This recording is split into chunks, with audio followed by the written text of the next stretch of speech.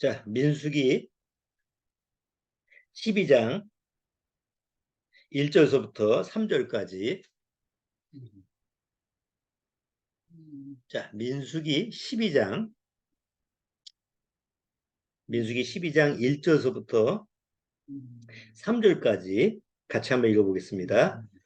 모세가 구스 여자를 취하였더니 그 구스 여자를 취하였으므로 미리암과 아론이 모세를 비방하니라. 그들이 이르되 여호와께서 모세와만 말씀하셨느냐 우리와도 말씀하지 아니하셨느냐 하매 여호와께서 이 말을 들으셨더라. 이 사람 모세는 온유함이 지면의 모든 사람보다 승하더라. 네, 잠깐 기도드리고 오늘 말씀 같이 살펴보도록 하겠습니다. 하나님 아버지 감사합니다. 점점 마지막 때가 가까이 오고 있음을 우리는 짐작하고 있습니다. 물론 주님께서 그 날을 정하셨지만 우리는 그 날이 점점 가까이 오고 있다는 것을 성경을 통해서 이미 예수님이 우리에게 경고하시는 여러 내용을 통해서 짐작할 수 있는 줄 압니다.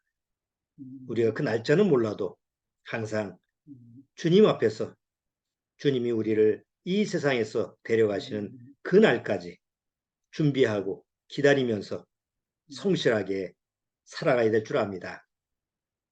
그걸 위해서 우리에게 성경을 주셨고 하나님의 말씀을 늘 우리 심령에 들려주심으로 말미암아 이 사단이 다스리는 이 지옥 같은 세상에서도 생명의 빛을 바라보고 하루하루 주님과 동행하면서 살아갈 수 있는 줄 압니다. 그것이 놀라운 축복이 아닐 수 없습니다.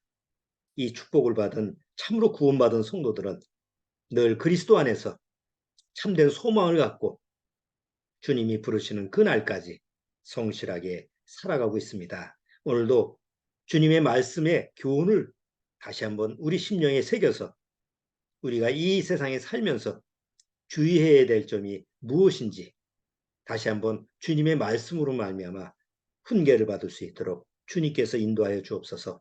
시종을 주님께 부탁드리오며 예수님의 이름으로 기도드리옵나이다. 아멘. 자, 오늘 민수기 12장 1절의 얘기는 그 모세가 그 구스 여자와 결혼을 했다라는 그런 얘기가 나오면서 그것 때문에 아론과 미리암이 모세를 대적하는 장면이 나타납니다.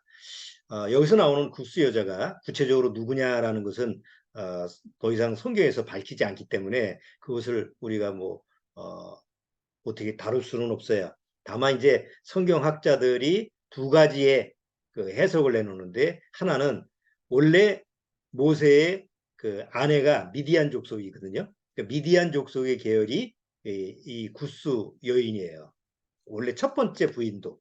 근데 만약에 이 첫 번째 부인이 미디안 계통의 구스 여인이라고 한다면 모세가 그 첫 번째 결혼한 그 모세의 아내 때문에 이런 문제가 발생할 수 있다. 이렇게 해석하는 경우도 있고 두 번째는 첫 번째 부인이 죽고 두 번째 그 부인으로 맞이한 사람이 또 그 미디안 계통의 구스 여인이 아니겠느냐. 그것 때문에 이제 여기서 문제의 시발점이 됐다라고 그렇게 해석을 하는데 중요한 거는 그 모세의 첫 번째 여인인지 두 번째 여인인 뭐 그게 중요한 게 아니죠.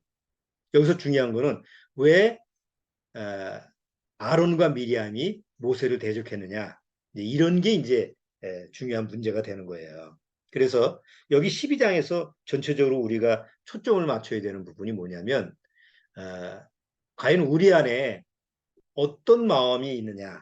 그러니까 육의 성품 안에 또 어떤 아주 치명적인 그 사단이 넣어준 아주 치명적인 어떤 독소적인 부분이 있어서 우리를 망치느냐. 이런 부분을 우리가 한번 살펴봐야 될 것 같아요. 자, 우리 안에는 우리 육의 성품 안에는 그 뼈를 썩게 하는 아주 심리적인 질병이 하나 있어요. 그게 이제 잠언서 14장에 나오는 내용이에요. 잠언서 14장 한번 먼저 보시죠. 잠언서 14장.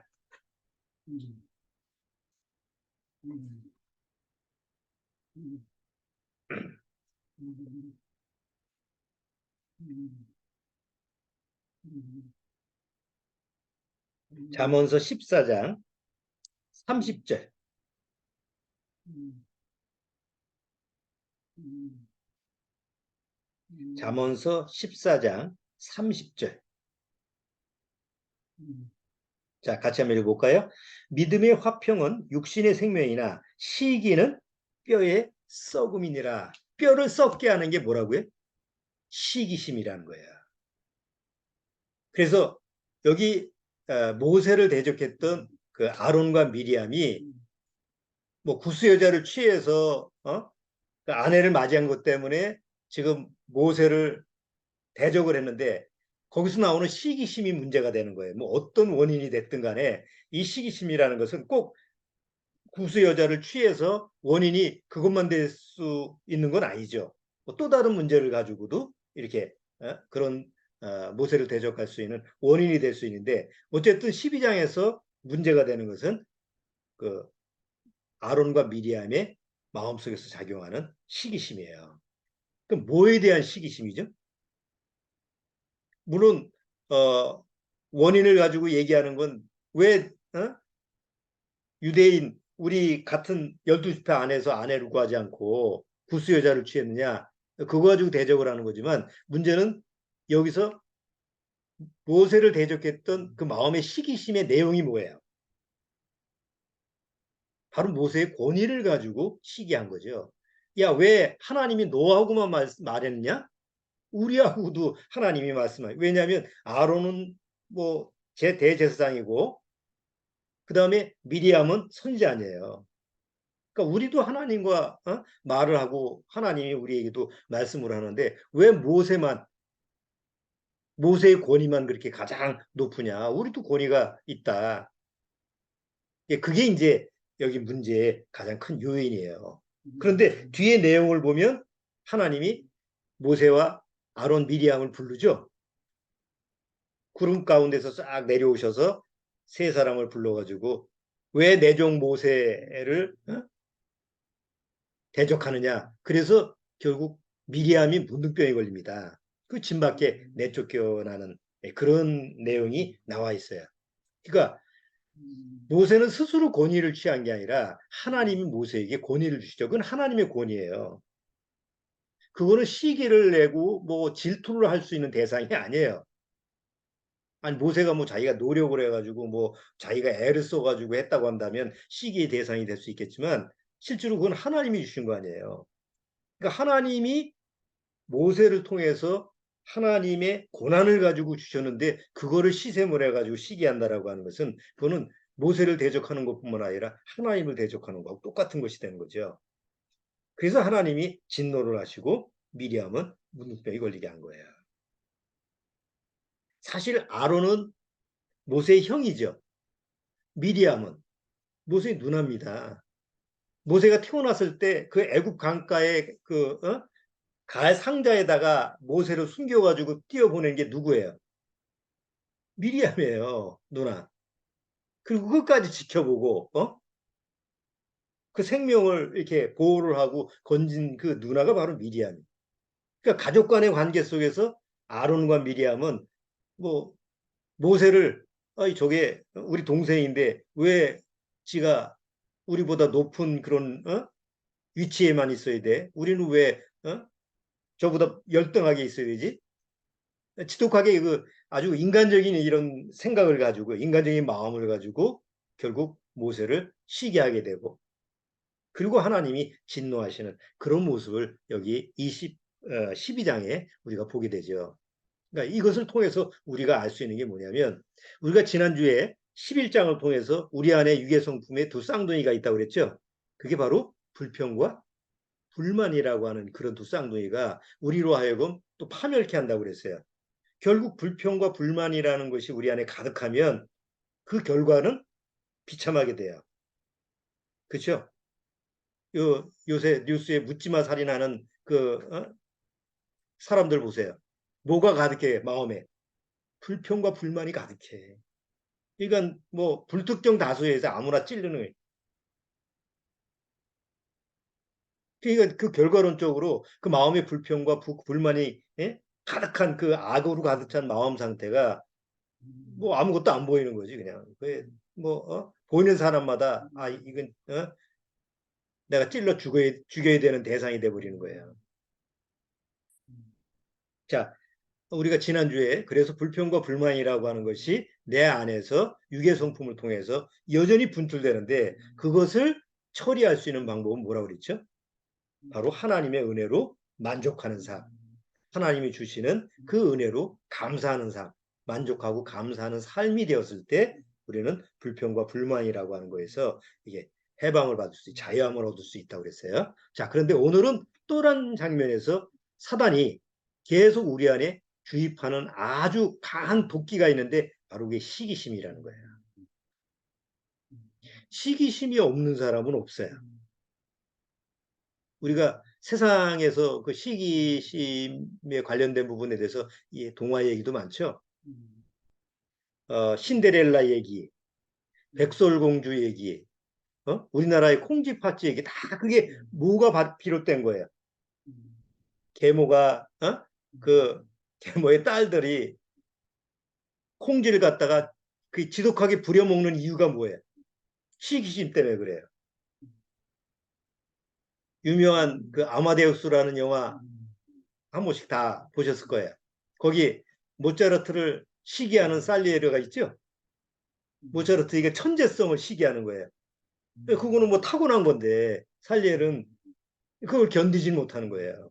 결국은 모차르트로 하여금 망하게 하려고 하는 여러 가지 그런 곤모술수를 써가지고 모차르트를 결국 파멸로 이끌어가는 그런 모습을 보여주는 그런 영화를 우리가 본 적이 있잖아요. 시기심이라고 하는 거, 시기라고 하는 것은 아까 시기는 뼈를 썩게 한다고 그러는데 사람을 파멸케 하고 스스로를 아주 비참하게 만드는 그런 아주 사단이 나오는 독기적인 요소예요. 시기심이 없는 사람이 있을까요? 구원을 받아도 여전히 시기라고 하는 거, 시기 질투라고 하는 그런 부분이 없을 수가 없어요. 유괴 성품이 있는 이상 없을 수가 없어요. 전에 어떤 책을 제가 우리나라 어디 옛날 내려오는 그런 책들을 봤는데 그 첫째 부인하고 첩하고 너무 사이가 좋아서 그 동네에서 소문이 자자하네. 이야, 두 사람이 너무 뭐 형제처럼 남편이 하나 첫째 부인 첩 이렇게 돼 있으면 서로 갈등의 요소가 될 거 아니에요. 그런데 너무 두 사람의 사이가 너무 좋아가지고 동네에서 칭찬이 자자해요. 근데 어느 날 두 사람이 베개를 하나 베고 머리를 맞대고 자더래요. 그래서 멀리서 보니까 너무 사이좋게 자는데 두 사람 머리카락이 서로 싸우더래요. 뭐 지어낸 얘기지만, 그러니까 외형적으로는 아무런 문제가 없을 것 같지만 내면적으로 봤을 때는 서로를 시기하고 질투하고 이런 부분의 요소가 없는 사람이 없는 거예요. 그런데 성경에서는 시기심이 결국 사람을 뼈를 썩게 한다고 그러죠. 잠언서에 보면 몇 군데 너희는 시기하지 말지어다. 악인을 보고 시기하지 말지어다. 이런 그 말씀이 몇 군데 적혀 있어요. 자, 뭐 세상에서도 이 시기심 때문에 그 고통을 당하는 그런 사람들이 많은데 여기서 한번 우리가 한번 생각을 해보세요. 시기를 하는 사람이 있고 시기를 받는 사람이 있잖아요. 그런데 시기를 받는 사람의 공통점이 하나 있죠. 신데렐라, 백설공주, 모차르트, 우리 이순신 장군, 네? 그때 선조, 왕인 선조한테 아주 시기심으로 말미암아 나중에 고문도 당하고 고통을 당하죠. 원균 때문에도 시기심으로 고통을 당하고.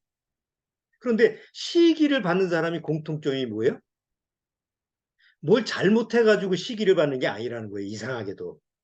그 사람은 시기를 받기 위해서 본인이 뭐 잘못한 게 남한테 해코지한 것도 아니고 뭐 남한테 뭐 피해를 준 것도 아닌데 대개 시기를 받는 사람들은 자기가 정당하게 살고 자기가 옳게 살고 자기를 정의롭게 살고 이런데 결국 그 시기를 하는 사람들 때문에 고통을 당하고 괴로움을 당하는 그런 모습을 우리가 세상에서도 많이 봐요. 자, 결국 시기심이라고 하는 그 근본 바탕, 그 원인이 어디에 있느냐? 바로 사단한테 있다라고 하는 것을 우리가 알게 되죠. 자,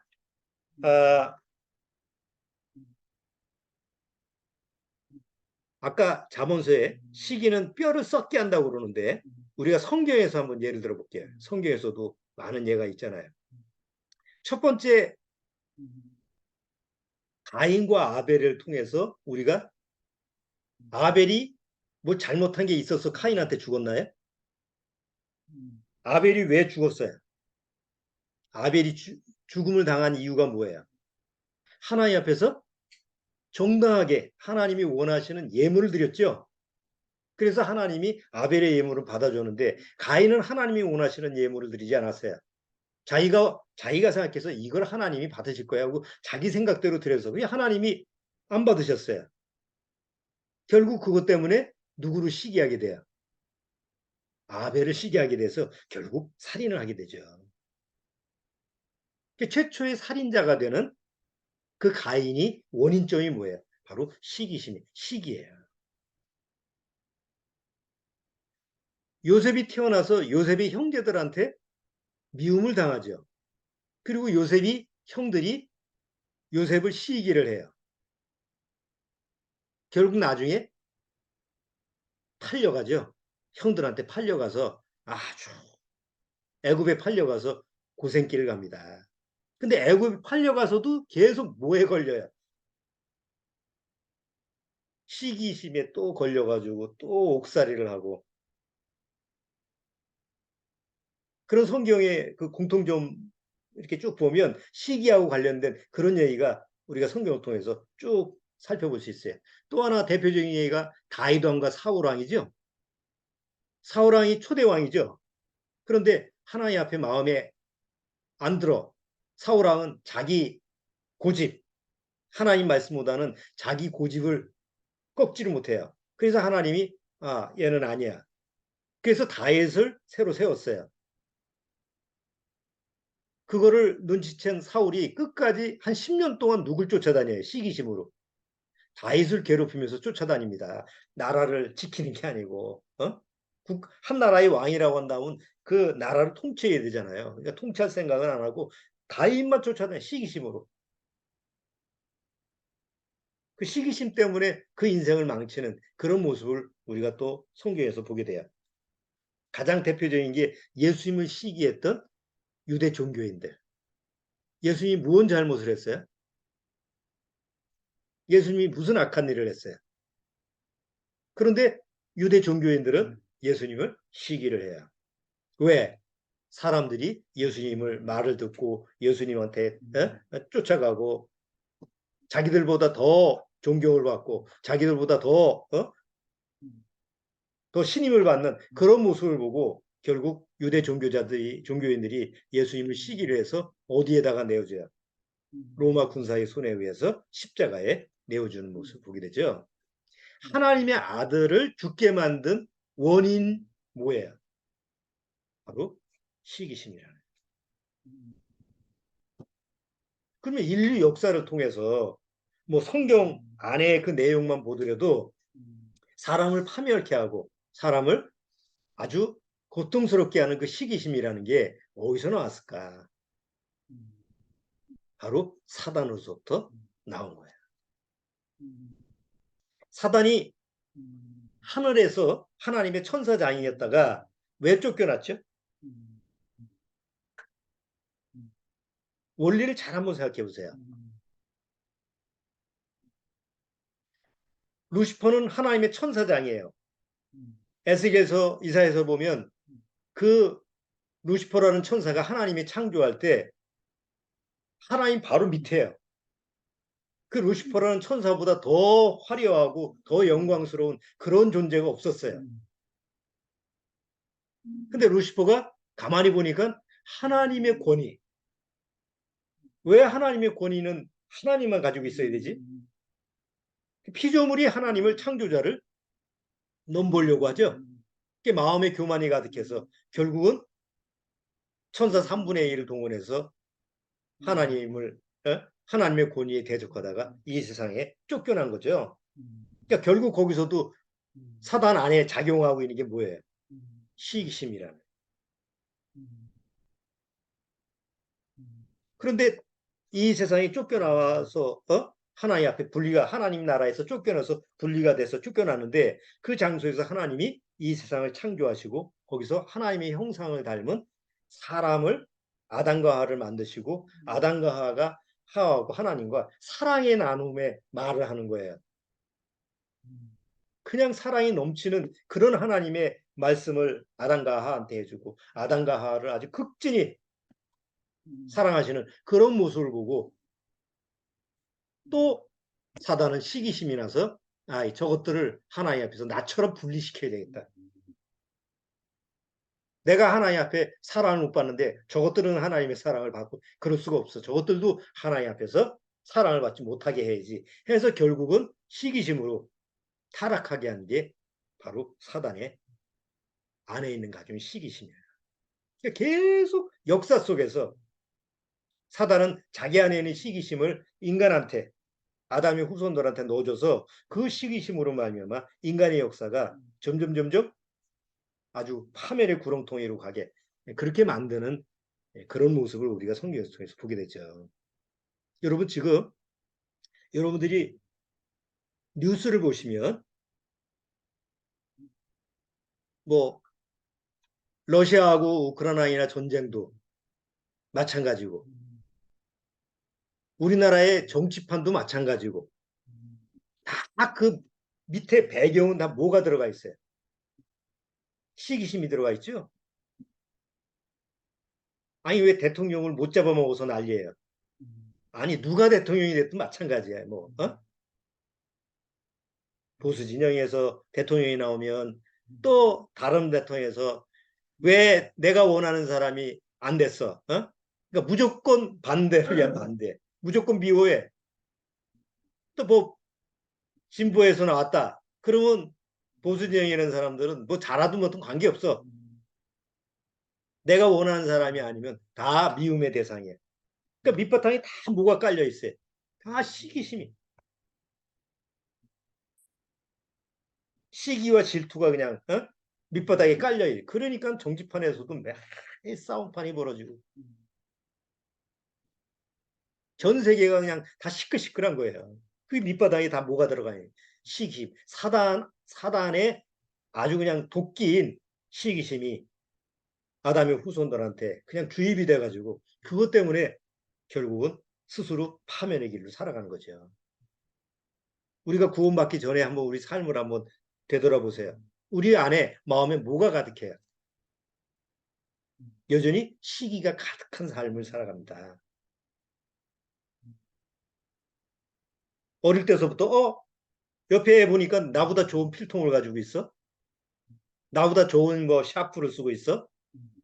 나보다 좋은 가방을 메고 있어. 그럴 때 마음이 뭐가 일어나요?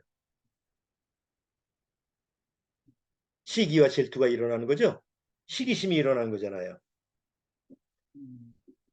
나보다 남이 더 좋은 걸 가지고 있으면 시기심이 나네. 내 앞에 차가 지나가는데 나보다 좋은 차가 쌩 지나가. 이거 봐라.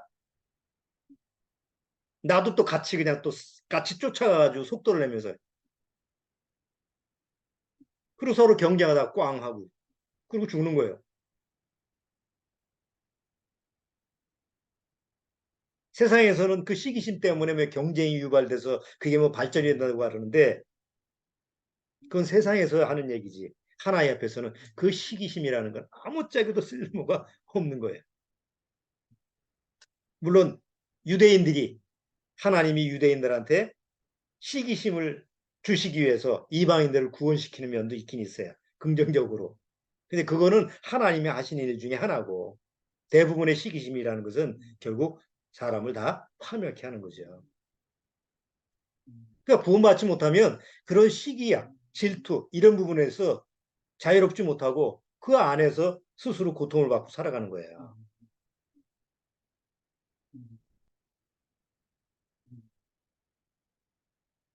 예수님이 오셨을 때 예수님을 시기했던 그 유대 종교인들 그 마음 상태가 구원받지 못한 사람들 마음 상태에 같이 들어가 있는. 크리스찬 중에서 그리스도인 중에서 시기심이 제일 많은 사람이 누굴까요? 목사입니다. 아이고 시기하지 말라고 목사님들이 설교를 하는데요.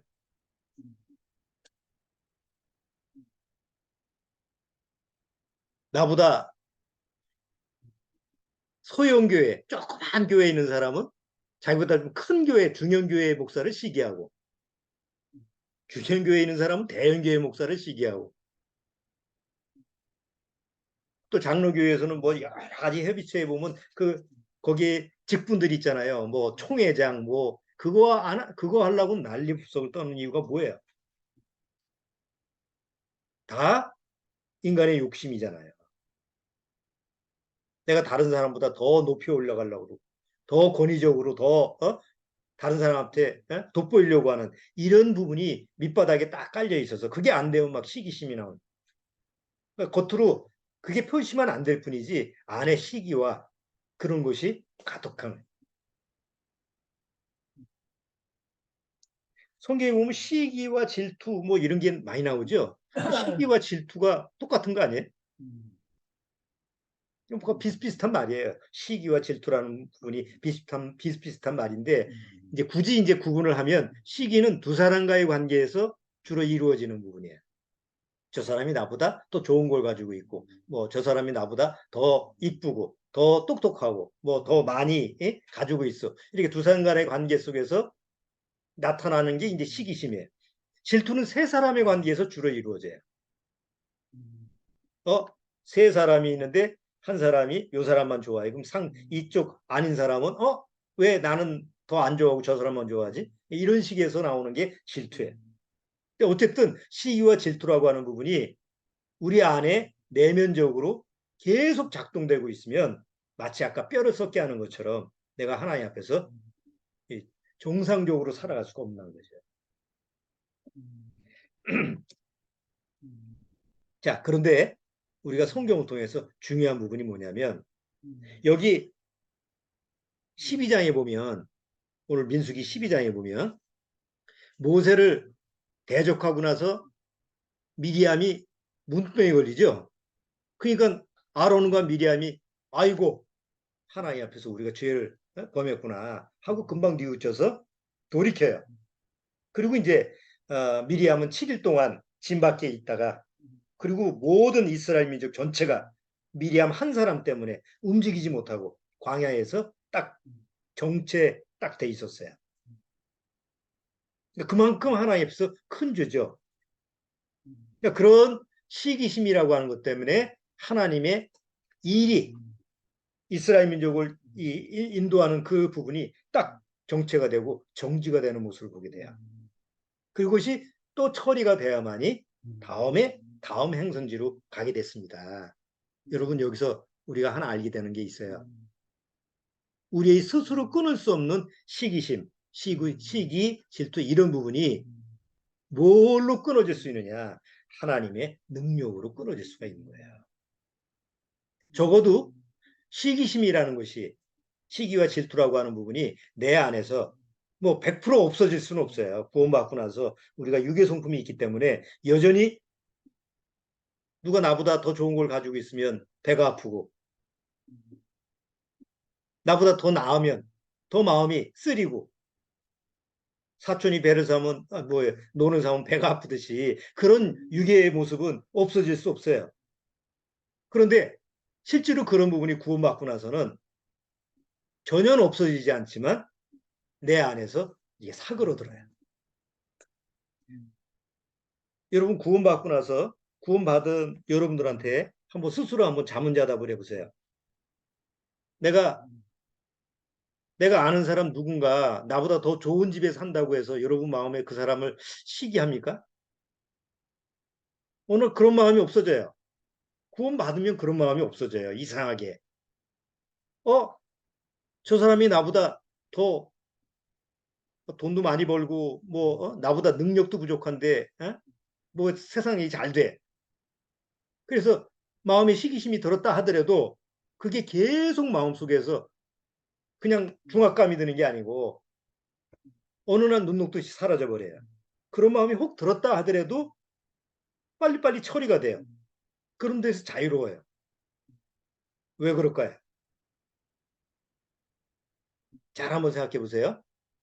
예수님이 이 세상에 오셔서 누굴 시기한 적이 있나요? 예수님이 이 세상에 오셔서 누구를 시기하고 질투한 적이 있을까요? 없어요. 왜? 예수님은 누구를 시기할 필요가 없어요. 시기를 한다라고 하는 건 적어도 뭐예요? 남하고 비교하는 거 아니에요. 근데 예수님은 남하고 비교할 필요가 없는 창조주시잖아요. 비교할 필요가 없는 거예요. 똑같은 원리로 내가 새로운 생명을 얻고 새 사람이 되었으면 새 사람이 되었기 때문에 옛사람하고 비교 대상이 안 되는 거예요. 그리고 똑같은 구원받은 사람이라 할지라도 하나님 앞에서 나는 독립적인 새 사람이기 때문에 또 내 옆에 아무개 형제, 아무개 자매가 구원받았다 할지라도 그 사람하고 비교 대상이 안 되는 거예요. 왜? 하나님 앞에 나는 아주 독립적인 유일한 존재이기 때문에. 그거를 알면 알수록 시기심에서 벗어나게 되는 거죠. 그게 처리가 안 되면 구원을 받아도 여전히 그 시기라고 하는 것이 마음속에서 자기를 뼈를 썩게 하는 것처럼 괴롭게 하는 그런 가시 역할을 하게 돼요.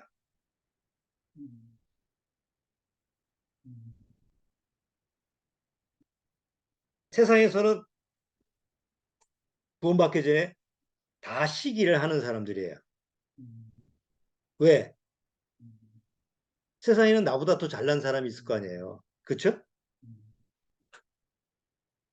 나보다 더 잘난 사람이 있으면 그 사람은 시기하게 되고 또 그 사람보다 더 잘난 사람이 있으면 또 시기를 하게 되고 그러니까 끊임없이 비교 대상이 있게 되면 시기심은 안 없어지잖아요. 내가 구원받기 전에는 시기를 안 할 수가 없어요. 시기심이 없을 수가 없어요. 그런데 어느 날 하나님 앞에서 구원받고 온전한 의인이 됐어요. 죄인들 세계 속에서는 시기심으로 가득하고 그 시기와 악독 속에서 살아가는데 죄에서 벗어나서 의인이 되면 더 이상 시기할 대상이 없어요. 반대로 이제 시기를 받는 사람이 되게 됩니다. 여러분, 선은 악을 시기를 안 해요. 그렇죠? 근데 악은 선을 시기를 해요. 악은 선을 시기를 해요. 왜 그렇죠?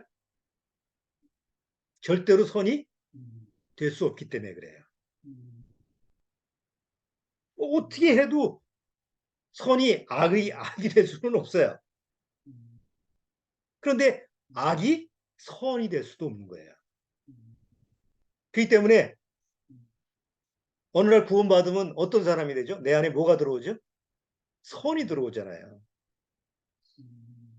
착한 선이 아니라 하나님이 말씀하시는 그 선이 내 안에 선한 성품이 그리스도 안에서 내 안에 적용되기 때문에 더 이상 악을 시기할 필요가 없는 거예요. 하나님 앞에서 100%짜리 선물을 받았기 때문에 영의 선물을 받았기 때문에 더 이상 남하고 비교해서 난 이게 부족한데 저 사람 걸 뺏어서 내가 채워야지. 내가 저 사람을 죽여서라도 내가 채워야지. 이럴 마음이 없어지는 거예요. 없으면 없는 대로. 없으면 부족하면 되지 뭐. 없으면 불편하면 되는. 그걸 감수하고도 내가 굳이 비교하면서 시기할 필요가 없죠.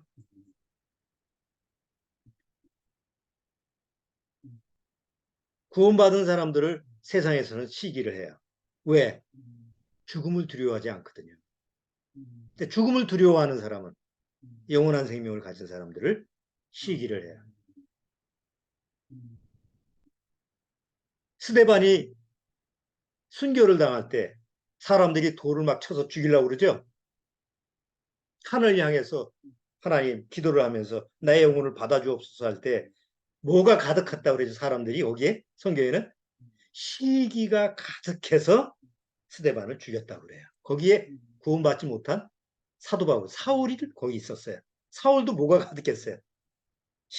종교적인 시기심이 가득했어요. 나도 하나님 믿는 건데 저게 나하고 다른 차원으로 하나님 믿는. 어느 날 사도 바울이 구원받고 나서 내 안에 시기심이 가득했구나. 종교적인 시기심. 그걸 깨닫게 되죠. 구원받고 나서는 그런 부분이 처리가 되기 때문에 더 이상 시기심과 시기 질투 이런 부분에 대해서 종노릇하지 않는 거예요. 대단한 거 아닌가요? 이게 내가 살아가면서 시기심을 내가 종교적으로 없앤다고 해서 없어지는 게 아니에요.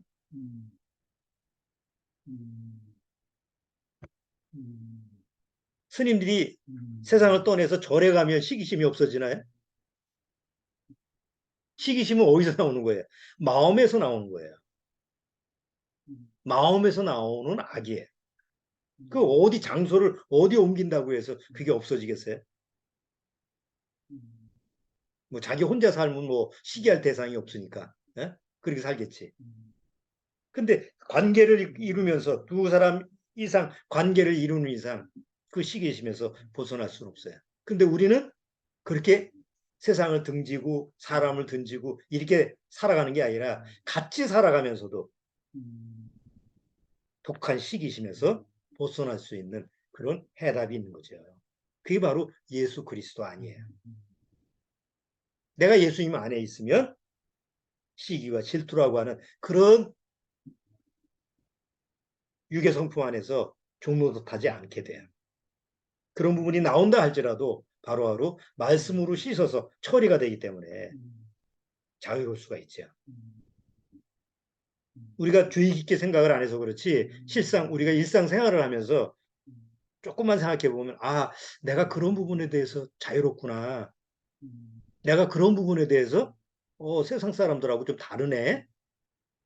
세상 사람들은 본의 아니게 저것 때문에 별거 아닌 거 가지고 그냥 지지고 볶고 싸우고 구원받은 사람들 입장에서 보면 참 그냥 똥속에서 사는 구더기들이 뒤엉켜서 하는 거하고 똑같아요. 그런데 구원받지 못한 사람들의 세계 속에서는 그게 대단한 거예요. 그렇죠? 정치판들 싸우는 거 보면 구원받은 시각에서 보면 참 가관이 아니에요. 예?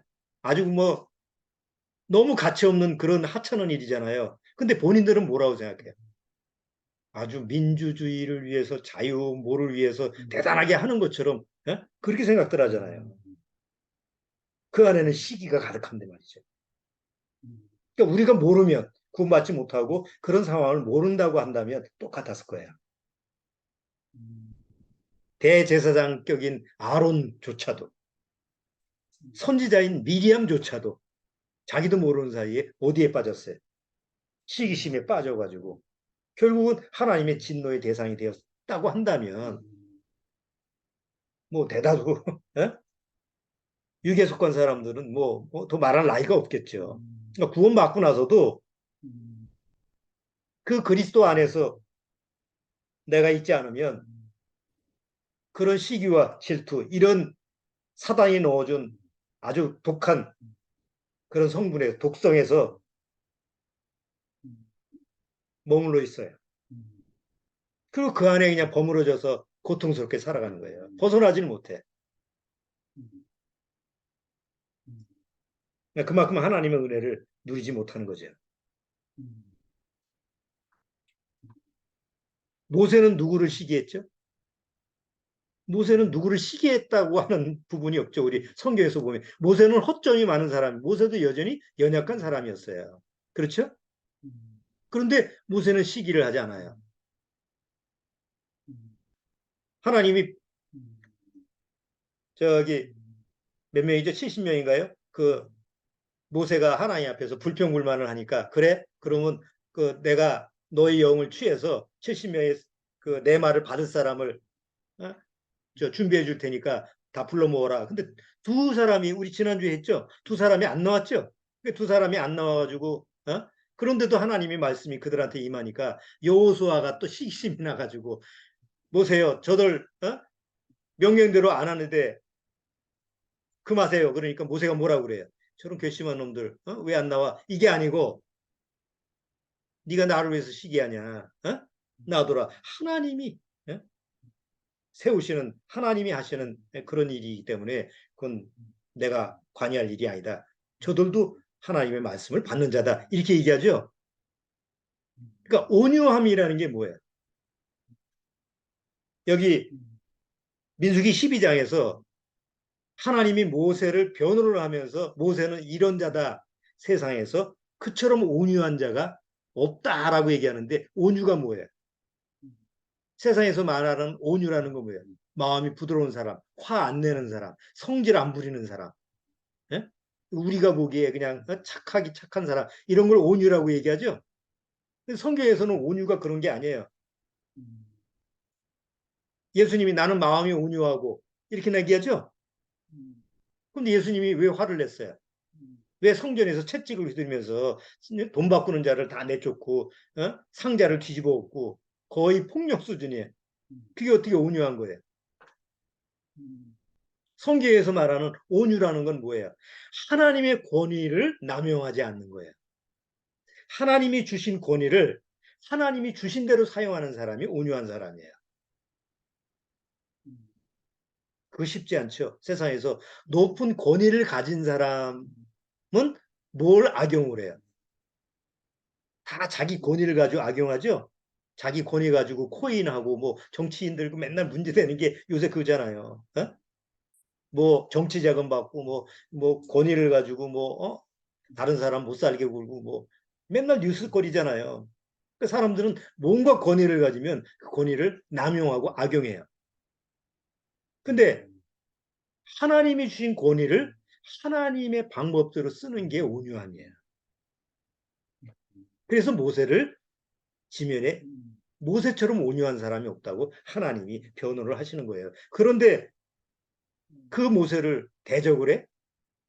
그래서 아론과 미리암한테 하나님이 진노하신 거예요. 여러분 구원받고 나서도 우리 안에 그리스도 안에 온유함이 있어야 돼요. 그래서 예수님이 나는 마음이 온유하고 겸손하니 뭘 하라고? 내게 배우라. 성경에서 두 가지 심을 얘기하죠. 수고하고 무거운 짐자들아 다 내게로 와라. 내가 너희를 쉬게 하리라. 이게 죄사함의 심이에요. 죄사함을 했기 때문에 내 영혼이 안식받고 심판을 받지 아니하는 거예요. 그런데도 여전히 나는 육이 있기 때문에 여전히 세상에서 복닥복닥거리고 그 심이 잘 안 누려져요. 그래서 두 번째 심인 거예요. 수고하고 무거운 짐자들아 다 내게 와서 힘을 얻으라. 그 다음에 두 번째 나는 마음이 온유하고 겸손하니 내게 배우라. 그리하면 힘을 얻으니 두 번째 힘이 우리 실제적인 삶의 생활에서 쉼이에요. 이걸 누리는 사람이 온유한 사람이에요. 그 온유한 사람이 바로 그 안에서 시기와 질투라는 부분에 대해서도 자유로울 수가 있다는 거죠. 오늘 민수기 12장을 통해서 모세를 시기심으로 대적했던 아론과 미리암의 교훈을 우리가 한번 같이 한번 살펴봤어요. 여러분 구원받고 나서 우리가 미처 생각하지 못한 부분인데도 조금만 생각해 보면 그리스도 안에서 내 안에서 주님의 은혜가 작동이 돼서 내가 옛날 구원받기 전에 또 지금 세상에 사는 사람들처럼 시기심과 질투 이런 것 때문에 시간을 낭비하고 거기서 내 삶을 허비하는 이런 삶이 아니구나 나는. 오히려 그리스도 안에서 세상에서는 시기를 받는 사람이 되는 거예요. 그것 때문에 고난이 올 수 있고 그것 때문에 고통이 올 수 있지만 오히려 그것이 더 하나님 앞에서 은혜스럽다라고 하는 그런 부분. 그런 부분을 한번 여러분 마음속에서 잘 한번 심령 안에서 이렇게 새겨보시기 바랍니다. 오늘은 민수기 12장 시기심이라고 하는 부분에 대해서 같이 한번 살펴봤습니다. 자, 기도하고 오늘 말씀 마치도록 하겠습니다. 주님 감사합니다. 우리가 구원받기 전에는 시기와 질투심으로 가득 차서 스스로 인생을 망치고 결국은 세상에서 파멸해가는 그런 삶을 살아갈 수도 있었을 것입니다. 비록 대부분의 사람들이 그렇게 극적인 모습으로 살아가는 건 아니라 할지라도 각자 육적인 삶을 자세히 살펴보면 다 그런 사단이 넣어준 시기와 질투의 그런 독을 통해서 스스로 고통스럽게 살아가는 삶을 우리는 엿보게 됩니다. 그러나 구원받고 나서 그리스도 안에서 주님이 주시는 그 은혜를 맛본 이후에 우리는 더 이상 남과 비교하고 남을 시기하고 질투하는 그런 시간을 헛되이 낭비할 필요가 없는 삶을 살아갑니다. 아무쪼록 구원받은 우리 심령들 더욱 그리스도 안에서 예수 그리스도의 온유함과 겸손함을 배워서 참된 그리스도의 자유함을 실상 생활 속에서도 잘 누려갈 수 있도록 주님께서 축복하고 인도하여 주옵소서. 각자 주어진 환경 속에서 그것이 좋은 환경이든 나쁜 환경이든 관계없이 능히 하나님의 말씀으로 이기며 살아가도록 주님께서 이끌어 주옵소서.